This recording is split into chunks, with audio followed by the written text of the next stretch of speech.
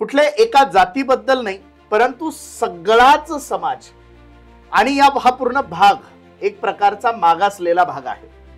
म्हणजे संपूर्ण देश हा 15 ऑगस्ट 1947 ला स्वतंत्र झाला, परंतु मराठवाडा हा 17 सप्टेंबर 1948 ला स्वतंत्र झाला. मराठवाड्याला मुंबई किंवा पश्चिम महाराष्ट्राच्या बरोबरीत जोडू नका.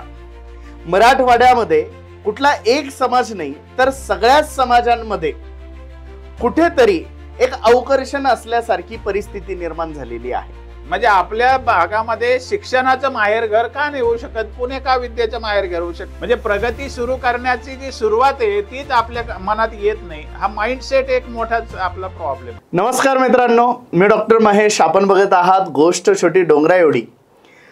सध्या मराठवाड्यामध्ये आरक्षणावरून चांगलंच वातावरण तापलेलं आहे, परंतु कुठल्याही समाजाला किंवा कुठल्याही भागातील समाजाला, तो कुठलाही असो, त्याला आरक्षणाची गरज का भासते, तर अर्थात त्या भागामध्ये असलेल्या मागासलेल्यापणामुळे. मग हे मागासलेपण आर्थिक असू शकतं, हे मागासलेपण शैक्षणिक असू शकतं, हे मागासलेपण विकासामधलं असू शकतं, हे मागासलेपण औद्योगिकरणामुळे जो एखादा भाग मागे पडला जातो त्यामुळे हे मागासलेपण असू शकतं. आणि एकूणच सध्या मराठवाड्याची परिस्थिती ही काहीशी बिकट आहे. मराठवाड्यामध्ये कुठला एक समाज नाही, तर सगळ्याच समाजांमध्ये कुठेतरी एक अवकर्षण असल्यासारखी परिस्थिती निर्माण झालेली आहे. आणि नेमकं मराठवाड्याचं हे जे मागासलेपण आहे, याच्या काही मूलभूत गोष्टींवरती मात्र कोणी चर्चा करायला तयार नाही आहे. कुठल्याही गोष्टीला एखाद्या जातीयवादाचं किंवा एखाद्या धर्माचा रंग दिला की राजकारणी आणि सत्ताधारी विरोधक हे सगळे मोकळे होतात.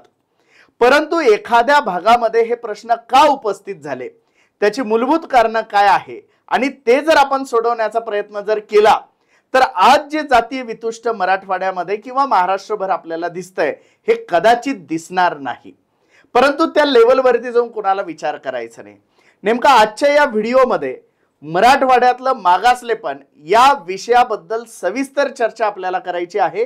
आणि याच चर्चेसाठी आज आपल्या सोबत आहेत सन्माननीय बाळासाहेब सराटे सर. सर नमस्कार. जय शिवराय.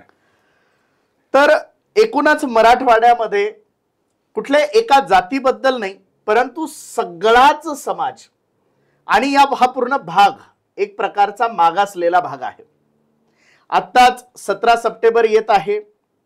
म्हणजे एकूणच मराठवाडा मुक्ती संग्राम आपण ज्याला म्हणतो किंवा हैदराबाद मुक्ती संग्राम आपण ज्याला म्हणतो, म्हणजे संपूर्ण देश हा 15 ऑगस्ट 1947 ला स्वतंत्र झाला, परंतु मराठवाडा हा 17 सप्टेंबर 1948 ला स्वतंत्र झाला.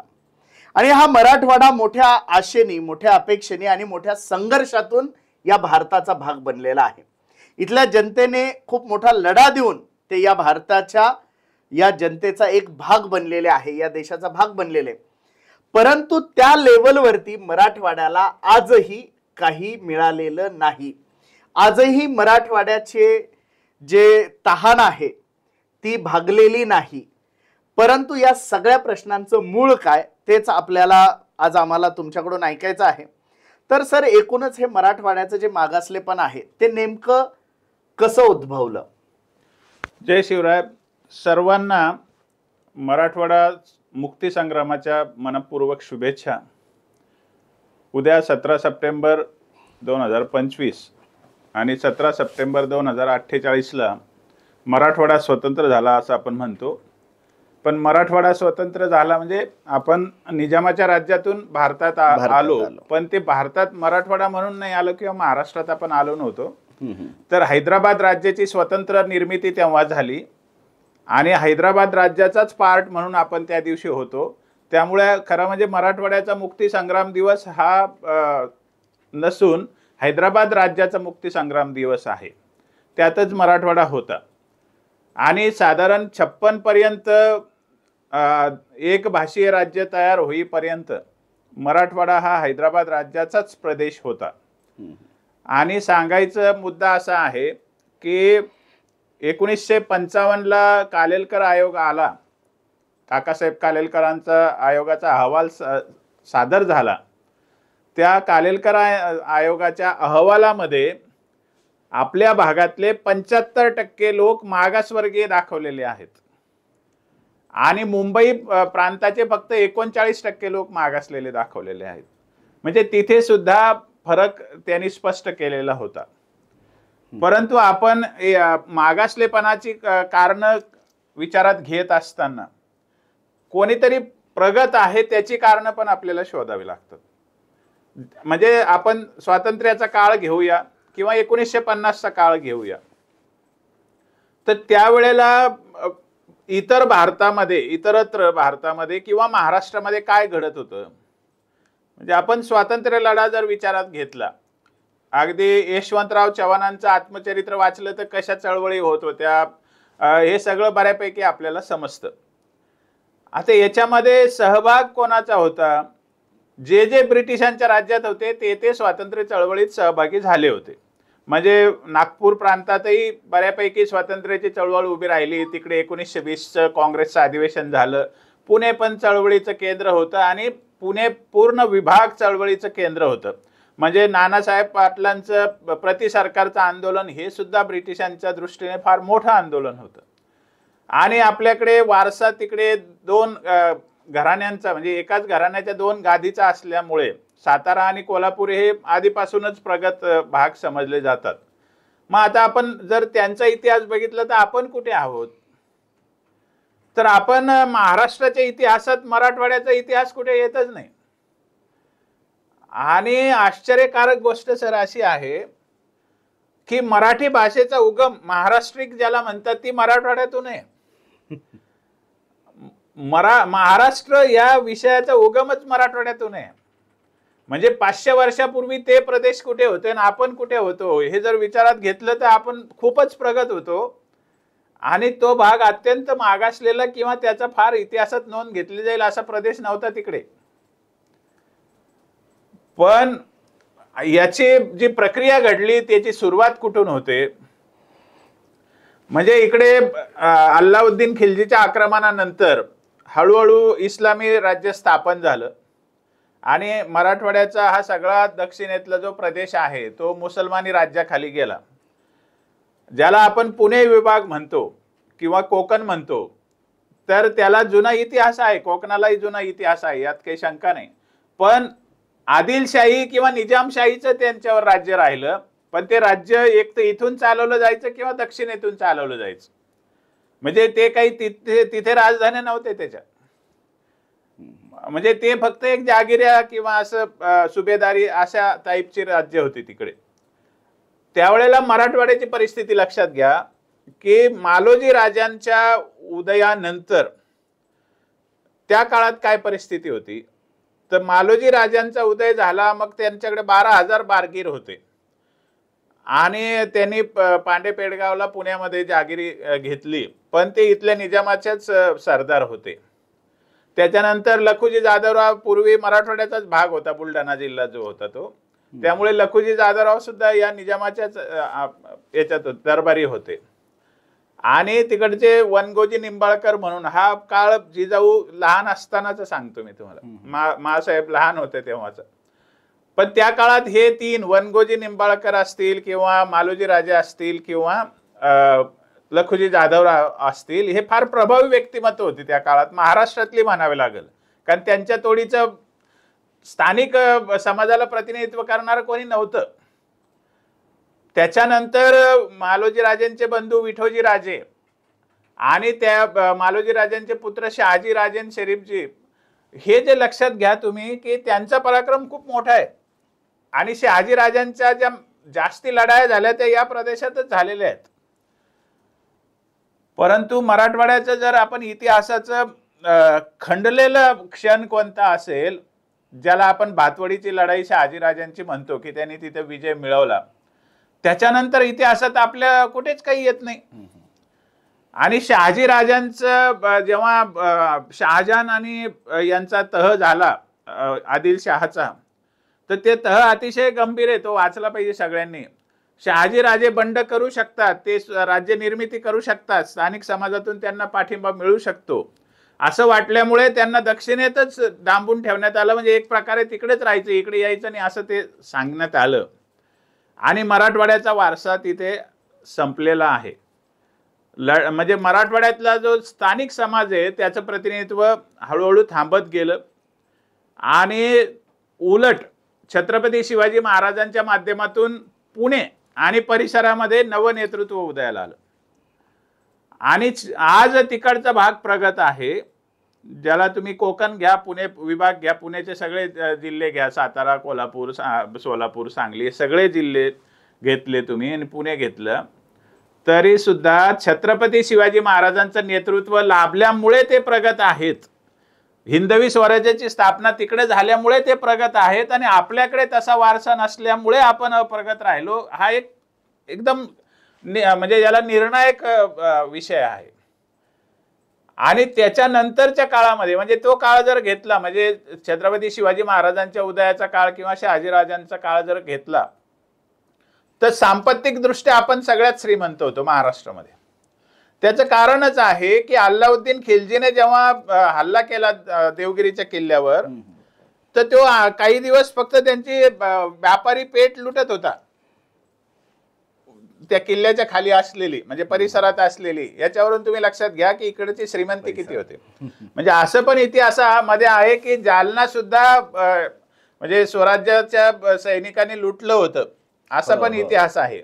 म्हणजे श्रीमंतीला आपल्याकडे कुठेही काही कमी नव्हती. म्हणजे महाराजांच्या काळातही मराठवाडा प्रदेश प्रचंड श्रीमंत होता.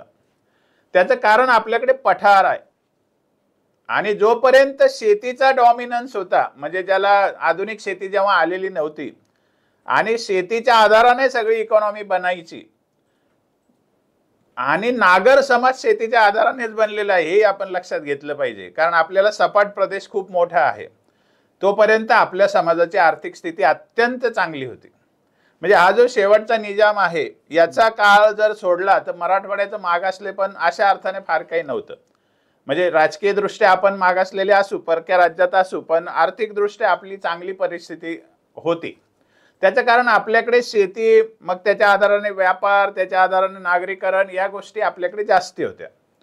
आणि मलिक अंबरने औरंगाबाद शहर हे सिस्टमॅटिक पद्धतीने वसवलं, हे आपल्याला लक्षात घेतलं पाहिजे. हा काळ सुद्धा पुण्याला महाराजांनी नवरूप देण्याच्या आधीच आहे. त्यामुळे आणि म्हणजे संभाजीनगरची रचना जर तुम्ही थोडी ऐतिहासिक बघितली तर खूप त्याच्यामध्ये म्हणजे स्थापत्याच्या दृष्टीने किंवा एकन रचना स्ट्रक्चर या दृष्टीने खूप नवीन नवीन गोष्टी आहे. म्हणजे पाणी कसं बिना एनर्जी वापरता योग्य ठिकाणी मिळेल वगैरे खूप गोष्टी चांगल्या पद्धतीने संभाजीनगरमध्ये केलेल्या होत्या.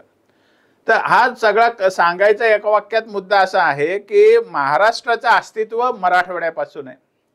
महाराष्ट्राची मराठी भाषेचा उगम मराठवाड्यापासून आहे आणि म्हणून महाराष्ट्रामध्ये संतांची परंपरा आहे. बौद्धिक कुवत महाराष्ट्रामध्ये जी आली त्याची सुरुवात मराठवाड्यातूनच झालेली आहे. याच्यामध्ये अतिशयोक्ती काही नाही आहे, ही वस्तुस्थिती आहे. परंतु छत्रपती शिवाजी महाराजांच्या राज्याच्या उदयानंतर आणि नेतृत्वाच्या उदयानंतर तिकडचा प्रदेश प्रगत झाला आणि मग पुढचा त्यांना इतिहास लाभला आणि आपल्याकडे नेतृत्वाचा क्रायसिस झाला नंतरच्या काळामध्ये आणि आपला प्रदेश निजामाच्या राज्यात गेला. त्याच्या विरुद्ध उभं राहणारं नेतृत्व सुद्धा असं म्हणजे लढून त्याला हरवणं किंवा त्या परिस्थितीचं नेतृत्व आपल्याकडे उदयाला आलं नाही. आपण संघर्ष केला लोकांनी, निजामाच्या राज्याविरुद्ध खूप या ठिकाणी रक्तपात झाला, ही वस्तुस्थिती आहे. रजाकारांनी या ठिकाणी जो अन्याय केला ती तर खूप मोठी वस्तुस्थिती आहे. परंतु त्याचा इतिहास आपल्या महाराष्ट्राच्या इतिहासात किंवा देशाच्या इतिहासात स्पष्टपणे लिहिला गेला नाही किंवा त्याच्यात मांडला जात नाही, हे पण वस्तुस्थिती आहे. पण सांगायचा मुद्दा एकच आहे की मराठवाड्याचं मागासलेपण हे नेतृत्वाचं मागासलेपण आहे आणि मराठवाड्याचं मागासलेपण हे त्यामुळे मनोवृत्तीचं पण मागासलेपण आहे. आपण सगळ्यांनी हे लक्षात घेतलं पाहिजे. तिसरी गोष्ट अशी की बाबासाहेब आंबेडकरांनी 1948ला स्टेट्स आणि मायनॉरिटीज नावाचा एक रिपोर्ट लिहिला होता. त्यामध्ये त्यांनी मराठवाड्याच्या मागासलेपणावर खूप स्पष्ट भाष्य केलेलं आहे आणि त्यांनी मराठ्यांनाच आव्हान केलं होतं की दक्षिण महाराष्ट्रातले मराठे म्हणजे कोल्हापूर वगैरेचे भागातले आणि मराठवाड्यातले मराठे काही संबंध नाही, तुम्ही त्यांच्या मागे जायची गरज नाही आहे. ते काही तुम्हाला फार पुढे उपयोगाला येणार आहेत असं काही नाही, असं बाबासाहेब म्हणतात. पण त्यांनी हे सांगितलेलं होतं की मराठवाड्याला मुंबई किंवा पश्चिम महाराष्ट्राच्या बरोबरीत जोडू नका. त्याचं कारण असं आहे की हे अति मागासलेला प्रदेश आहे आणि ते थोडे तुलनेने प्रगत लोक आहेत, तर आपली त्या ठिकाणी त्यांच्याबरोबर फरफट होईल म्हणून त्यांनी 3 राज्याचं प्रपोजल दिलं होतं. म्हणजे दक्षिण महाराष्ट्र वेगळा, इकडचा मध्य महाराष्ट्र आणि पूर्व महाराष्ट्र वेगळा, आणि तिकडचं मुंबई राज्य वेगळं नाशिकपर्यंत, असं त्यांचं रचना होती. पण ते एक भाषीय राज्याची आर्ग्युमेंट केली, पण त्यांनी ती खोडून काढली की जर हिंदीचे 4 राज्य होऊ शकतात तर मग मराठीचे 4 राज्य का होऊ शकत नाही, 3 राज्य का होऊ शकत नाही, हे त्यांनी सांगितलं. त्यांनी मराठा नेतृत्वाला खूप आवाहन केलं की बाबा तुमची लोकसंख्या कमी होणार नाही, उलट तुमचे 3 मुख्यमंत्री होतील, त्यामुळे तुम्ही होऊ द्या हे राज्य. पण ते काही त्यावेळेला झालं नाही, ही वस्तुस्थिती आहे. आणि मराठवाड्याचा प्रॉब्लेम हा झाला की आपण प्रगत लोकांच्या मागे शेपूट बनून राहिलो. ही फार मोठी गोष्ट आहे. म्हणजे विदर्भ हा ब्रिटिशांच्याच राज्यात होता, त्यांना आधीपासून शिक्षणाची परंपरा होती, ज्याला आधुनिक शिक्षण म्हणतो, आणि प्रगती सुद्धा आपण आधुनिक प्रगतीच्या दृष्टीने बघतो. आणि पश्चिम महाराष्ट्रातही ब्रिटिशांचं राज्य होतं, खानदेशात होतं, नाशिकपर्यंत होतं, त्यामुळे त्यांना त्याची परंपरा मिळाली शिक्षणाची किंवा सगळ्या प्रगतीची. आणि स्वाभाविकच इकडे तसं झालं नाही. आणि जेव्हा आपण 56 नंतर मुंबईमध्ये आलो, म्हणजे खरं म्हणजे आपण एक भाषीय राज्यामध्ये आलो, पण तरी त्याला मुंबई राज्यच म्हटलं जायचं. तेव्हा काही आपलं म्हणजे 56 मध्ये महाराष्ट्र राज्य म्हटलं जायचं नाही, पण आपण मुंबईचा प्रदेश तेव्हा बनलो होतो, ही वस्तुस्थिती आहे. तर हा पहिला मुद्दा आहे की मराठवाड्याचं मागासलेपण हे नेतृत्वाचं मागासलेपण आहे, दुसरं मानसिकतेचं मागासलेपण आहे, आणि त्याच्यानंतर मग बाकीच्या मागासलेपणाचा आपण विचार करू शकतो. हे आपण पहिल्यांदा लक्षात घेतलं पाहिजे. आता आपण थेट काही मुद्द्यावरती बोलूया. मागासलेपण म्हणजे काय? तर मागासलेपण म्हणजे दरडोई उत्पन्नाच्या भाषेत आता सांगितलं जातं. तर आर्थिक मागासलेपण काय आहे? तर बाबा मराठवाड्यातल्या जिल्हे जे आहेत तिथल्या लोकांचं दरडोई उत्पन्न कमी आहे. स्वाभाविक आहे, मुंबईचं जर दरडोई उत्पन्न बघितलं तर 4.5 लाख प्रति माणूस आहे, तर आपल्याकडे 2.5 लाखाच्या दरम्यान आहे. पण एवढंच कारण होत नाही. प्रत्यक्ष मागासलेपण हे क्वालिटीच्या दृष्टीने अनेक गोष्टीने ठरतं. म्हणजे दरडोई उत्पन्नात आपण मागे आहोत ही गोष्ट खरी आहे, पण मराठवाड्याला मागासलेपणाची जाणीव तितक्या त्वेषाने होत नाही, हे खरं मागासलेपण आहे. कारण आपल्याला काय आहे की पश्चिम महाराष्ट्रातले लोक जे आहेत ते राजकीय दृष्ट्या निर्णायक राहिलेले आहेत. जरी मुंबईचा आर्थिक राजधानी असल्यामुळे मुंबईचा प्रभाव आहे, पण मुंबईच्या राजकारण्यांपेक्षा महाराष्ट्राच्या राज्य सरकारमध्ये पश्चिम महाराष्ट्रातल्या लोकांनी जास्ती प्रभाव टाकलेला आहे. म्हणजे 56 नंतर जर विचार केला आपण तर. आणि ते लोक हुशार असल्यामुळे त्यांनी आपल्या आपल्या भागाचा चांगला विकास केला. आपल्या आपल्या भागात उद्योगधंदे कसे येतील, रोजगार कसा वाढेल, शेतीचं उत्पन्न कसं वाढेल, शेतीला जोडधंदे कसे देता येतील, पाण्याच्या सिंचनाच्या व्यवस्था, त्यांच्याकडे नैसर्गिक पाणी जास्त आहे पण तरी जिथे नाही तिथे त्यांनी पोहोचवलेलं आहे. म्हणजे शाहू महाराजांनी राधानगरी धरण बांधलं होतं.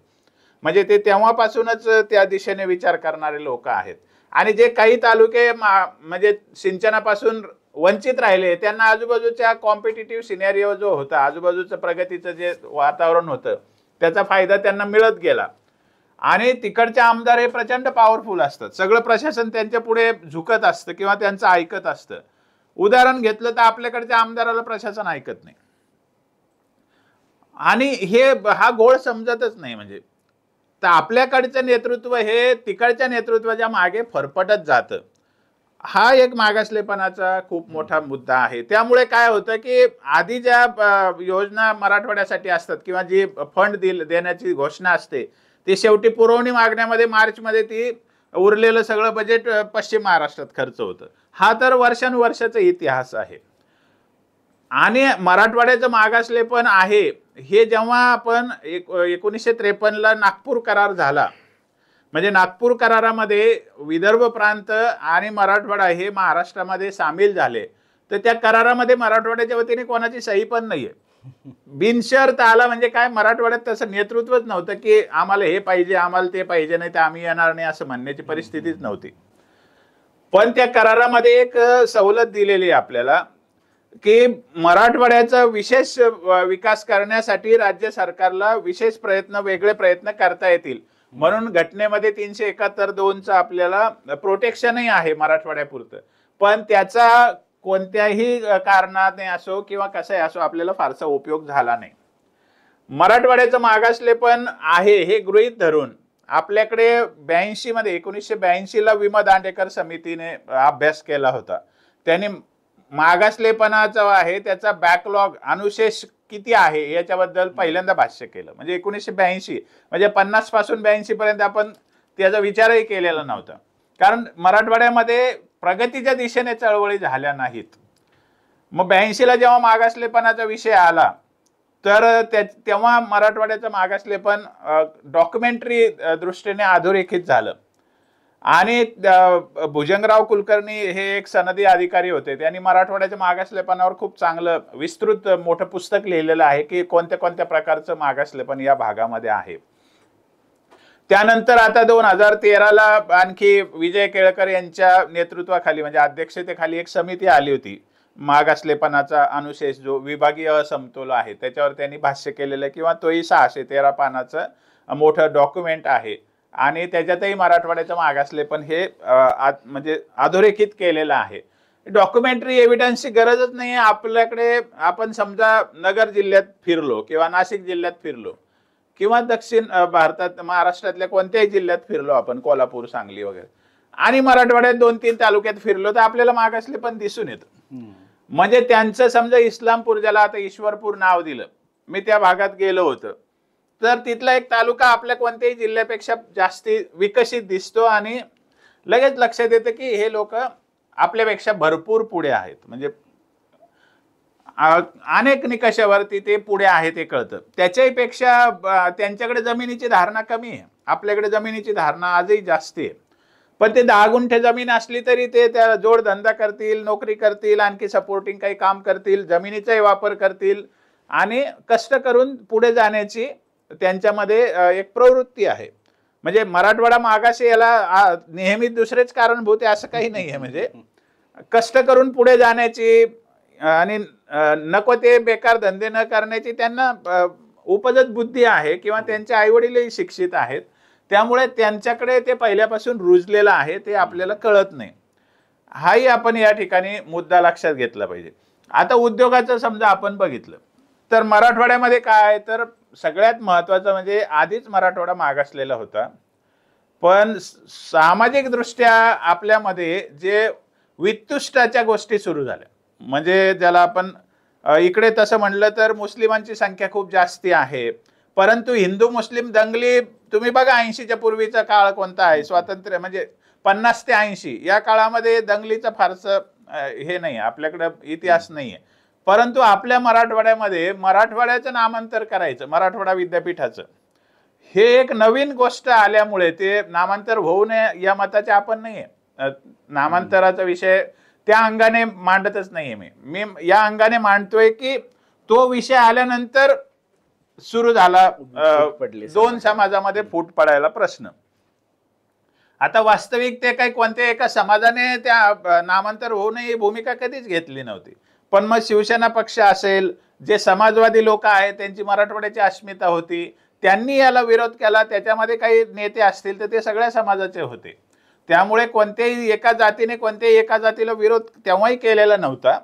परंतु नंतर मांडणी करताना जे मराठवाड्या बाहेरचे लोक आहेत त्यांनी मांडणी अशी केली की इकडचा मराठा समाज नामांतराला विरोध करतो. म्हणजे ही एक मूलभूत चूक करण्यात आली आणि मराठवाड्यामध्ये हे कायमचं वित्तुष्ट निर्माण करण्यात आलं आणि याच्या मागेही पश्चिम महाराष्ट्रातलेच लोक आहेत. म्हणजे याचे नेते तर शरद पवार साहेब हे सगळ्यांना माहिती आहे. दुसरी गोष्ट अशी की मराठवाड्याला मुख्यमंत्री पद मिळाली हा आणि मग तुम्हाला तुमचा विकास करता येत नाही का असं आपल्याला बोललं जातं. याच्यामध्ये शंकरराव चव्हाणांना मुख्यमंत्री पद मिळालं. त्याच्यानंतर मग मात्र फार वाट बघावी लागली. पण मग पुढच्या काळामध्ये निलंगेकरांना मुख्यमंत्री पद मिळालं तेही काही फार काळ टिकलं नाही. त्याच्यानंतर मला वाटतं विलासरावांना मिळालं, अशोक चव्हाणांना मिळालं. म्हणजे 4 मुख्यमंत्री आपल्या मराठवाड्याचे राहिलेले आहेत. पण मुख्यमंत्री असला म्हणजे बाकीचे लोक त्यांचं ऐकतात असं काही नाहीये. कारण बजेट वगैरे शेवटी डॉमिनन्स ज्याला म्हणतात, प्रभाव जो राहिलेला आहे महाराष्ट्राच्या आर्थिक बजेटवरती, तो पश्चिम महाराष्ट्राच्या नेत्यांचाच राहिलेला आहे, यात काही शंका नाही. आणि स्वाभाविकतः नेतृत्व आपल्याकडे राजकीय दृष्ट्या आपण विचार पहिल्यांदा करूया. तर राजकीय दृष्ट्या म्हणजे आपल्याला असा कोण नेता आहे की ज्याचं नाव आपण घेऊ शकतो की मराठवाडा व्यापी त्याला मान्यता होती आणि त्याला विकासाची दृष्टी होती. म्हणजे आपल्याकडे जे नेते होऊन गेले त्याच्यात गोपीनाथराव मुंडेंचा एक विचार होतो किंवा विलासराव देशमुखांचा एक विचार होतो. प्रमोद महाजन मराठवाड्याचे होते, पण मराठवाडा म्हणून त्यांची कधी भूमिका नव्हती. हेही दुर्दैवच आपलं की प्रमोद महाजन मराठवाड्याचे, पण मराठवाड्याची त्यांना भूमिका नव्हती. आणि अशोक चव्हाणांनी काही कधी मराठवाडाची भूमिका घेतली नाही. फक्त एकच कर्तृत्व केलं जे शंकरराव चव्हाण साहेबांनी केलं, ते म्हणजे आपल्याकडे जायकवाडीचं धरण त्यांनी बांधून घेतलं. हे एकमेव गोष्ट अशी राहिली की जी मराठवाड्यामध्ये काहीतरी घडलं हे सांगू शकतो आपण. पण त्याच्यानंतर तुम्ही जर उद्योगाची रचनेचा विचार केला की ज्याला म्हणजे ठरवून नियोजनपूर्वक या भागाचा विकास घडवून आणणे आणि त्या पद्धतीने शहरामध्ये शैक्षणिक संस्था, त्याला लागणारं मनुष्यबळ, उद्योगाला लागणाऱ्या जमिनी, त्यांना लागणारे मूलभूत सोयी सुविधा, या सगळ्याचा विचार केला गेला, तो पुण्यामध्ये केला गेला. म्हणजे मुंबईवर खूप मोठा ताण येऊ लागला उद्योगाचा. मुंबईमध्ये लोकसंख्या वाढीची भीती निर्माण झाली आणि प्रदूषणाची पण भीती निर्माण झाली. मग त्यावेळेला शरद पवार साहेबांनी नियोजनपूर्वक पुणे हा भाग विकसित करायला सुरू केला. आणि ही गोष्ट अगदी खरी आहे की औद्योगिक विकास, पुण्याचा शैक्षणिक विकास आणि पुणे शहराची रचना याच्यामध्ये शरद पवार साहेबांचं धोरणी नेतृत्व आणि त्यांची विकासाची दृष्टी हेच कारण त्याच्यामध्ये आहे.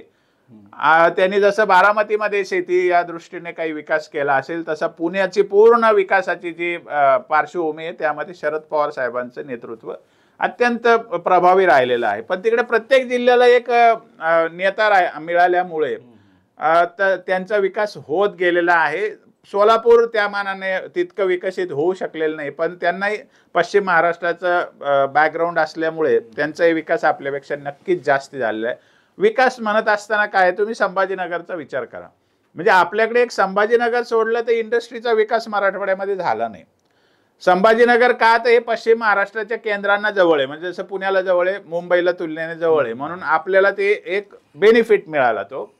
परंतु लक्षात घ्या तुम्ही, इथल्या इंडस्ट्रियल एरियामध्ये आपल्याकडे चिकलठाणा होतं.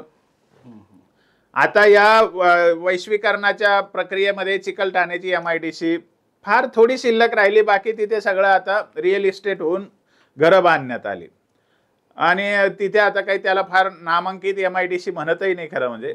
त्याच्यानंतर वाळूजला मोठी MIDC स्थापन झाली. पण या MIDC मध्ये सुद्धा गेल्या 20 वर्षामध्ये काही अशी काही मुवमेंट दिसत नाही किंवा नवीन काही उद्योग आले हे दिसत नाही. त्याच्यानंतर आपल्याकडे नावाला भरपूर MIDC, शेंद्रा 5 स्टार MIDC आले, पण त्याच्यातून खूप रोजगार उभे राहिले असं काही दिसत नाही. आता 25,000 हेक्टरवर आपली DMIC उभी राहते. नुसत्याच गप्पा आहे की इकडे 20,000 कोटीचं इन्व्हेस्टमेंट येणार आणि 50,000 कोटीचं इन्व्हेस्टमेंट येणार आणि त्याचा समाजाला किती फायदा, अजून तर ते दृश्य काही दिसतही नाही. पण समाजाला किती फायदा होईल हे आपल्याला शंकाच आहे. पूर्वी काय होतं, म्हणजे 90च्या पूर्वी विभागीय निवड मंडळ होती. म्हणजे विभाग स्तरावरती रोजगार निर्मितीसाठी किंवा नोकऱ्या दिल्या जायच्या, त्याला विभागातलेच लोक घेतले जायचे. ते नंतरच्या काळामध्ये त्याला म्हणजे रद्द झाले ती विभागीय मंडळ आणि पुन्हा मराठवाड्यातल्या लोकांना नोकरी मिळण्याचा प्रॉब्लेम उभा राहिला. इंडस्ट्रियल एरियामध्ये म्हणजे 2000 पूर्वी ज्या पद्धतीने रोजगार निर्माण व्हायचा त्या पद्धतीने आता नियमित रोजगार निर्माण होत नाही. असला तर तो फार नुसता अंगमेहनतीच्या कामाचा रोजगार असू शकतो, सफाई कामगार किंवा हेल्पर याच्यात. पण बाकी ऑटोमेशन खूप झालं आणि ऑटोमेशनमुळे रोजगार निर्मितीची प्रक्रिया थंडावली आणि शेतीची वाताहत ग्लोबलायझेशनमुळे झाल्यामुळे मराठवाड्यामध्ये आधीच तर सिंचनाचा अनुशेष खूप मोठा आहे. इकडे मोठी नदी फारशाने एक गोदावरी, तर ती एका भागातूनच जाते, दुसऱ्या मोठ्या नद्या नाहीत. आणि एक तर अतिवृष्टी झाली यावर्षी, नाहीतर अतिदुष्काळ असतो जनरली. याच्यामुळे शेतीचे प्रश्न उभे राहिले. शेतीच्या जोडधंद्याचा, दुग्ध व्यवसायाचा विषय आहे, तोही म्हणजे पश्चिम महाराष्ट्राच्या तुलनेमध्ये, आता जसं आपल्याकडे सोनईचं दूध येतं किंवा अनेक बाहेरून दूध येतं, म्हणजे आता विकास गोल्ड हे जळगाववरून येतं. आपल्याकडे एक म्हणजे सहकारी दूध उत्पादक संस्था जर सोडली, म्हणजे ज्याला दूध डेअरी म्हणतो आपण, कोऑपरेटिव्ह, तर कोणतेही असे प्रायव्हेट मोठी दूध डेअरी नाहीये. म्हणजे आपल्याला तो उद्योग सुद्धा मोठा झालेला नाहीये.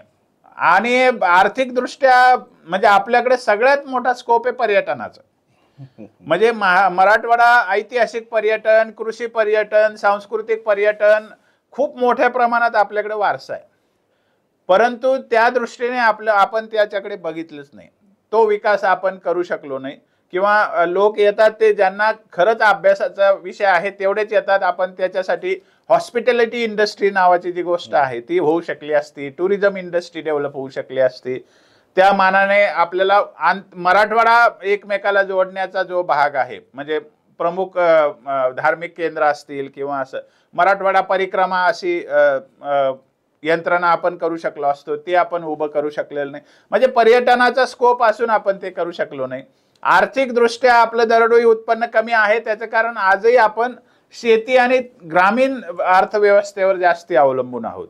आणि ज्याला आपण आता सॉफ्ट स्किल्स असतील, ज्याला म्हणजे संगणकाच्या संबंधीच्या ज्या गोष्टी आहेत किंवा संपूर्ण टेक्नॉलॉजिकल शिक्षणाच्या गोष्टी असतील, म्हणजे आपल्याकडे एकही IIT नाही, एकही IIM नाही. हे तत्सम ज्या संस्था असतात, ज्याला आपण राष्ट्रीय मानांकित संस्था म्हणतो, त्याच्यामध्ये जालन्याला एक युनिट आलेलं आहे ICTचं. तेही अजून मराठवाड्यातल्या लोकांना माहिती नाही की ICT काय आहे. हे सगळ्या गोष्टी परिणाम करतात. म्हणजे आपल्या मराठवाड्यामध्ये शिक्षण आपण विचारात घेतलं म्हणजे मानसिकता घडवण्याचं आपल्याला मुख्य साधन जे आहे ते शिक्षण आहे. पण आपल्या ग्रामीण शिक्षणाची अवस्था जर बघितली तर म्हणजे आपण स्वतंत्र देशात राहतोय हे सुद्धा पटणार नाही आपल्याला. म्हणजे शिक्षणाची पूर्ण वाताहत आपल्या भागात झालेली आहे. आणि आपल्याकडे आता सगळ्या तालुका किंवा छोट्या छोट्या टाउन्समध्ये, म्हणजे छोट्या छोट्या गावांमध्ये कॉलेजेस उघडलेले आहेत. तर ते फक्त ऍडमिशनची केंद्र आणि परीक्षेची केंद्र आहेत. म्हणजे त्याच्यातून कोणताही गुणवत्ता घडतीये असं काही दिसत नाही. म्हणजे खरं म्हणजे मूलभूत शिक्षण 10वी पर्यंत जे आहे तिथेच मराठवाडा फेल आहे. आणि आपण याच्याबद्दल बोलतच नाही. म्हणजे मुळाशी जायला पाहिजे त्याच्याबद्दल आपण बोलतच नाही. शिक्षणाच्या दृष्टीने आपला बॅकलॉग तर मला वाटतं पुढची 50 वर्ष भरून निघणार नाही. कारण शिक्षणाला आपण आता दुरुस्त्या सुरू केल्या तर त्याला 25 वर्ष लागतात पिढी मार्केटमध्ये यायला. त्यामुळे तितका आपण मागे आहोत. इंडस्ट्री आपण आणू शकतो किंवा आपण आणखी काही योजना राबवू शकतो, पण शिक्षणाने कसं तुम्ही सुधारणार ह्या गोष्टीचा विचार केला पाहिजे. म्हणजे जसं आपल्याकडे शेतीची मोठी बाजारपेठ नाही, जी नाशिकला असू शकते, मुंबईला असू शकते, ती आपल्याकडे नाही. म्हणजे पिकवता आपल्याकडे काही पण पिकवू शकतो शेतकरी, पण त्याची मोठी बाजारपेठच नाही ना आपल्याला. तसं शिक्षणाचं आहे आपल्याकडे. खरं म्हणजे स्कोप आहे. एखादं तरी स्किल युनिव्हर्सिटी आपल्या भागात आली पाहिजे, जी स्टेट फंडेड असेल किंवा सेंटर फंडेड असेल. पण एखादी स्किल युनिव्हर्सिटी जर बीड सारख्या सेंट्रल भागात आली तर आता जे सामाजिक आपल्याला कलह दिसतात ते दिसणार नाहीत ना. वातावरण बदलतं ना. म्हणजे आपल्या भागामध्ये शिक्षणाचं माहेरघर का नाही होऊ शकत? पुणे का विद्येचं माहेरघर होऊ शकते? ते मग ते थोडीच काही. म्हणजे आता तर आपण इंटरनेटने सर्वदूर जोडलं गेलेलो आहोत. पण आपल्याला स्किल युनिव्हर्सिटी असेल, एखादी सिलिकॉन व्हॅली पुण्यात का होऊ शकते? पुण्यात तर प्रचंड गर्दी आहे, लोकांचा श्वास कोंडतोय, मग मराठवाड्यात का नाही होऊ शकत? होऊ शकते ना. म्हणजे आता DMIC आहे, DMIC मध्ये आपलं जायकवाडीचं पाणी वळवलं म्हणजे त्यांच्यावर मूलभूत सोयी सुविधांचा खर्च होतो. मग का तिथे सिलिकॉन व्हॅली सारखी एखादी कॉम्प्युटरशी रिलेटेड इंडस्ट्रीयल हब का होऊ शकत नाही? ते होऊ शकतं ना. पण त्याचा विचार आपल्याकडे होत नाही किंवा तसं नेतृत्व आपल्याकडे उभं राहत नाही. आणि राजकीय नेतृत्व उभं राहत नाही त्याचं कारण समाजामध्येच तशी भूमिका नाही म्हणून राजकीय नेतृत्व उभं राहत नाही ना. ते तर शेवटी निवडलेले नेते असतात. समाजाने प्रश्न विचारले तर त्यांना वागावं लागेल. पण मुळातच तशी एक प्रगतीची जी आस असते ती आपल्या लोकांमध्ये नाही. त्यामुळे आपण शैक्षणिक हब होऊ शकत नाही. त्यामुळे आपण सिलिकॉन व्हॅलीच्या धर्तीवर एखादं संगणकीय उद्योगाचं जाळं उभं करू शकत नाही. सॉफ्ट स्किल्स ज्याला म्हणतो आपण, की बाबा आपल्याकडे एखाद्याने ॲप तयार केलं आणि ते जगभर गाजलं, असं होत नाही. त्याचं कारण असं आहे की आपल्याकडे महाविद्यालयीन शिक्षण, इंजिनिअरिंग कॉलेजेस असतील किंवा एक मेडिकल कॉलेजची हिस्ट्री फक्त आपल्याकडे चांगली आहे. परंतु इंजिनिअरिंग कॉलेज भरपूर ठिकाणी असून सुद्धा ते सगळे बी झाले की तिकडेच जातात. म्हणजे इथं काहीतरी आपल्याला नवं उभं करायचं आहे, या उर्मीने आपला युवक पेटलेलंच नाहीये. म्हणजे प्रगती सुरू करण्याची जी सुरुवात आहे तीच आपल्या मनात येत नाही. हा माइंडसेट एक मोठाच आपला प्रॉब्लेम आहे. आता तुम्हाला सांगतो, फळबागेचं आपण इथे जर म्हणजे विशिष्ट फळ संशोधन केंद्र असे जर उभे राहिले तर आजूबाजूच्या शेतांमध्ये फळाची मोठ्या प्रमाणात उत्पादन होऊ शकतं आणि त्याची विक्री होऊ शकते. त्याच्यावर प्रक्रिया उद्योग होऊ शकतात. ते आपल्याकडे नाही. म्हणजे सीताफळ हे असं फळ आहे की आपल्या भागामध्ये किती पण आपण प्रोडक्शन करू शकतो आणि त्याची मागणी खूप मोठी आहे, पण त्याच्याबद्दल कुठेही अशी पहल होत नाही.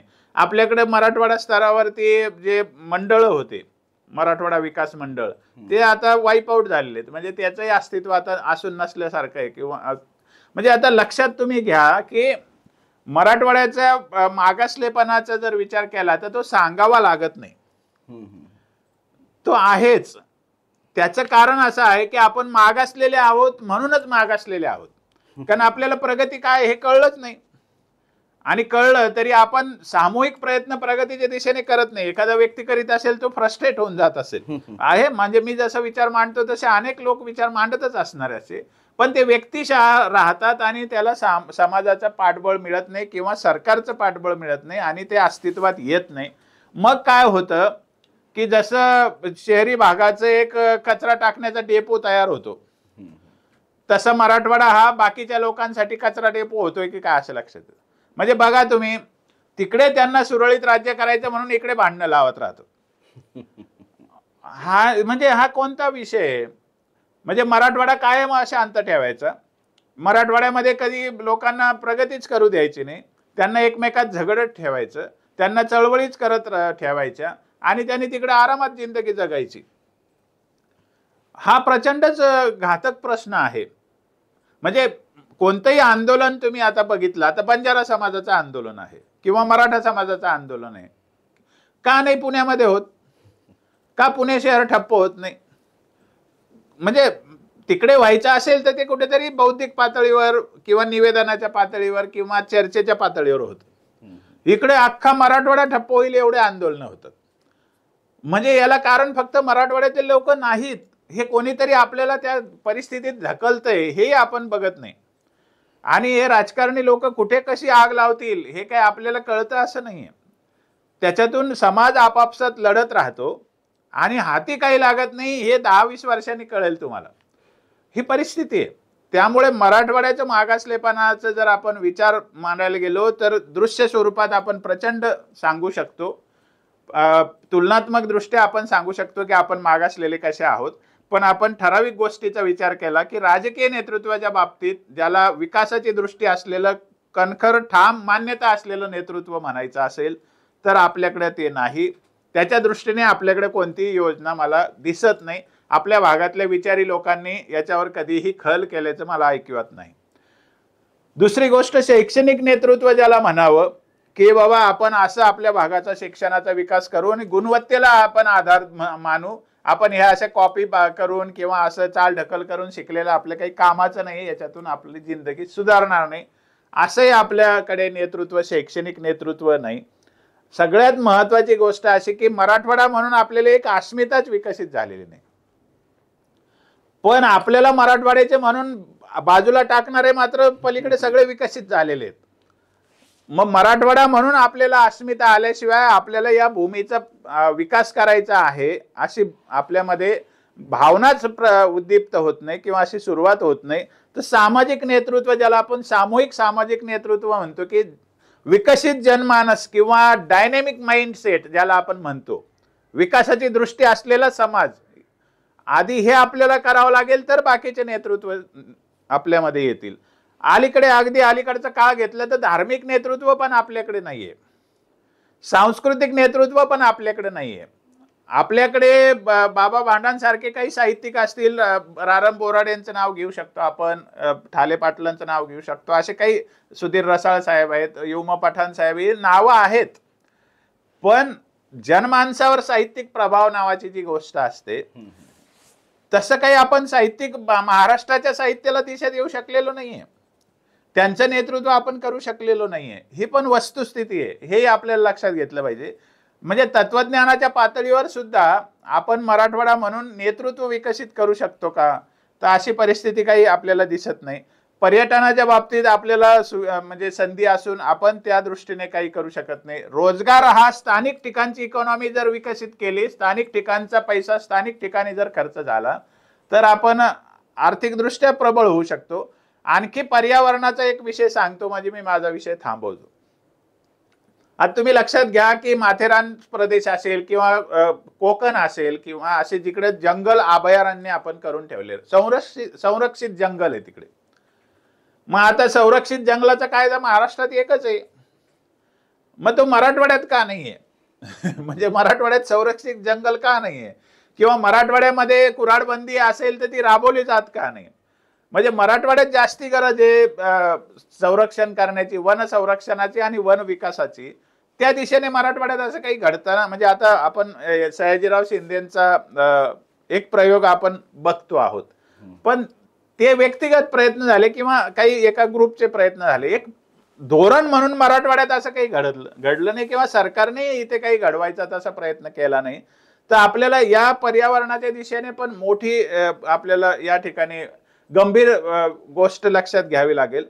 म्हणजे शेती, शिक्षण, रोजगार, पर्यटन, पर्यावरण या सगळ्या बाबतीमध्ये आपण मानसिक दृष्ट्याच मागासलेले आहोत. आणि मी हे मानसिक का म्हणतो, कारण याच्यातून सुधारणा होण्याचा दुसरा मार्गच नाही. आपण आधी विचार केल्याशिवाय त्याच्यातून कृती होणार नाही. आणि म्हणून मराठवाडा मुक्ती संग्राम दिवसाच्या पार्श्वभूमीवर आपण मराठवाड्यातल्या लोकांनी, आपल्यामध्ये आता कोणतीही कमी नाहीये, कारण आता इंटरनेटचं जग आहे, सगळ्या गोष्टी आपल्याला खेड्यापाड्यापर्यंत माहितीचं ज्ञान उपलब्ध आहे, माहिती उपलब्ध आहे. तर आपण अभ्यास केला पाहिजे, आपण असे ग्रुप फॉर्म केले पाहिजे की आपल्याला कुठल्या ना कुठल्या एका क्षेत्रामध्ये प्रगतीची सुरुवात करता येईल. मग ते शेती, शिक्षण, रोजगार, पर्यटन आणि पर्यावरण, हे मी ढोबळ गोष्टी सांगितल्या. यातल्या म्हणजे काही गट शेतीचा विचार करतील, काही पर्यावरणाचा करतील, काही शिक्षणाचं करतील, पण आपल्याकडे असं भरपूर वेळ आहे आणि आपण विचार करायला आपल्याला वाव आहे. शेवटी आपली प्रगती आपल्यालाच करावी लागते. अण्णा हजारे कोणीतरी बाहेरून मराठवाड्यात येणार नाही. म्हणजे आपल्याला हे लक्षात घेतलं पाहिजे की आपल्या भागाची प्रगती आपणच जर करायची असेल तर आपणच सुरुवात करावी लागेल आणि आपणच विचार करावा लागेल, आपणच एकत्र यावं लागेल आणि सामूहिक दिशेने प्रयत्न करावे लागतील. एवढंच या निमित्ताने मी सांगू शकतो. सर्वांना मराठवाडा स्वातंत्र्य संग्रामाच्या मनपूर्वक शुभेच्छा. एकूणच मराठवाड्याच्या मागासलेपणाचे जे काही मूलभूत प्रश्न आहे, नेतृत्वाचे असतील, शेतीचे असतील, पर्यावरणाचे असतील, पर्यटनाचे असतील, शिक्षणाचे असतील, ते सगळे आपण खूप इन डिटेल ऐकले. हा व्हिडिओ जर तुम्हाला माहितीपूर्ण, अभ्यासपूर्ण जर वाटला असेल तर या व्हिडिओला जास्तीत जास्त शेअर नक्की करा, लाईक करा आणि अजूनही जर आपण आमचं हे चॅनल जर सबस्क्राईब केलं नसेल तर या चॅनलला नक्की सबस्क्राईब करा. धन्यवाद. जय शिवराय.